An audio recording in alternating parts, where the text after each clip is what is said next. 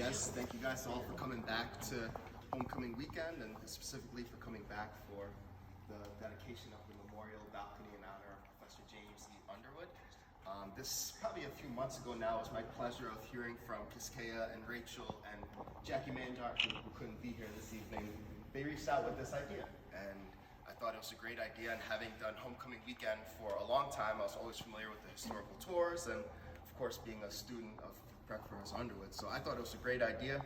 Fast forward a couple months and a lot of emails and hard work, and many other people that were involved that aren't here tonight, including facilities and our grants office, worked together to put this together. And we have a short program tonight to tell you a little bit about what it is, and I will kick it off to Kiskea, class of 2016, to tell you a little bit more. Thank you, David. For those of you who don't know me, my name is Kiskea. I'm from the class of 2016. And more importantly, I was a Roman historical tour guide in my time on campus, along with Rachel, also with Sam. This is a program that was started by Professor Underwood that really encapsulated his love of the history and, more importantly, his depth of knowledge of this campus as an institution, but also just as a place of physical structures that represented how beautiful an American college campus could be. I had the privilege of knowing Professor Underwood and being able to share in his joy for this place that is Union.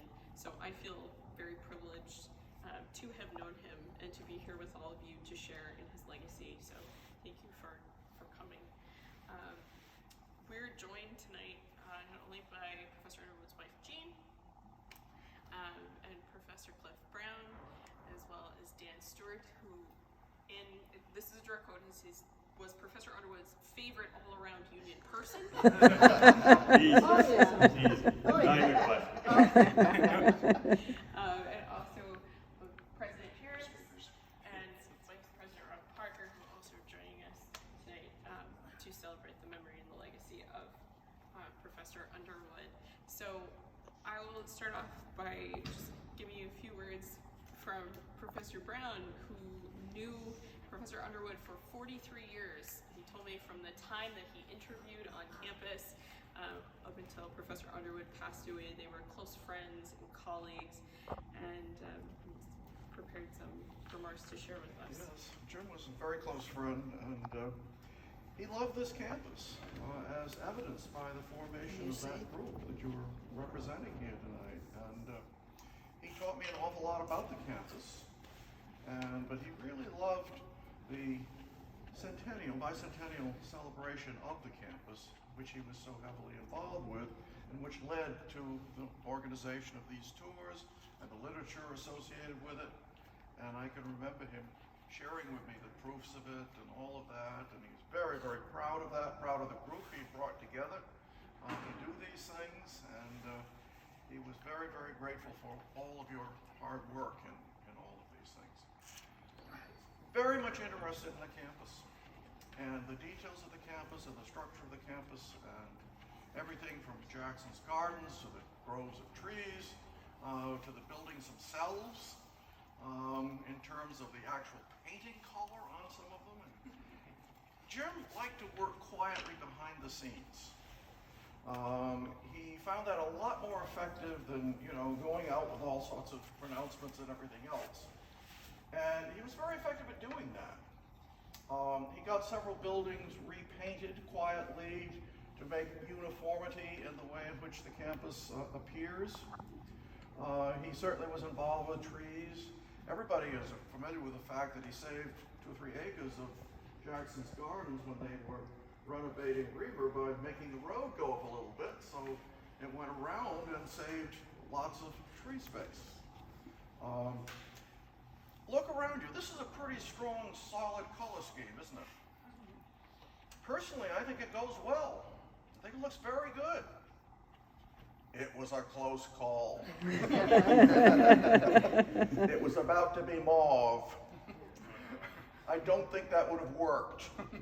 And Jim, kind of quietly, went around and who was the most influential person on a campus? It's not the president, it's the president's assistant.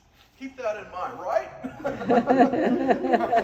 And so he conspired with the president's assistants to arrange for a meeting at which people were advocating colors, and he maneuvered things. He said, "This is the best hint, but it's a lot better than anything else they were talking about." So this color scheme of the knot is a result of his hard effort behind the scene, working together with folks in the administration building. But that's how he was. Working around the campus, looking at these things, seeing how the way things appear send a message.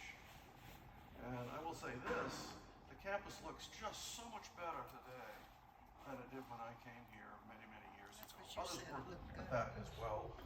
But for those of you who came to this campus a long time ago, I'm talking, the 70s, early 80s, it is much, much more attractive than it was That's in not those a days. long time ago, Chris. In the 60s.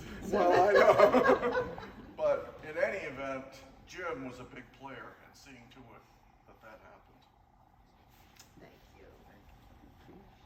And Dan, would you like to Yeah, share? yeah, sure. Well, I'm not as good as Cliff to just do it off the top of my head, so I'm going to just pull this out real quick. But here's what I'll tell you, that he was really good at that kind of stuff, but he couldn't remember to put the tea bags in his tea to drink his tea, and wondered why it would taste bad, right? That's Jim Underwood to a T. He would take the garbage with him to work, or he would drive to work, and then he would walk home and wonder, where's my car? So his attention to detail and yet to be able to do this was amazing, right? So, thanks to everybody for coming, and Jean, thank you for allowing me to say a few words about Jim. I say Dan's the son we never had. So special. Yeah. It's absolutely true, and I cannot think of a better union advocate, or more importantly, a better person to receive the honor, right? Not sure if all of you know how Jim and I became connected, because to me it's a fascinating story. It's truly about 6 degrees of separation. Here's what happened. In reality, I didn't have Jim as a professor. Probably thank God, because he probably would have figured out how to get me through his class. But he didn't have to worry about that. So we got connected in a little different way. I've always said that someone must have been looking over my shoulder the day that I chose to go to Union College, a school I absolutely knew zero about. I grew up in Western Pennsylvania. I played football. Just so happened the head coach was Joe Worth, who was the head football coach at Union at the time, was also from Western Pennsylvania. He happened to have a really good friend from Western Pennsylvania, and he said, "Hey, any quarterbacks that are flying under the radar that might be interested in playing football?" He just so happened to give my name. So when he gave me my name, he went to Jim. He was starting to become really good friends with Jim, and he said, "Hey, Jim, can you spend some time with this recruit coming up from Western Pennsylvania? I'd really like you to, spend some time with him."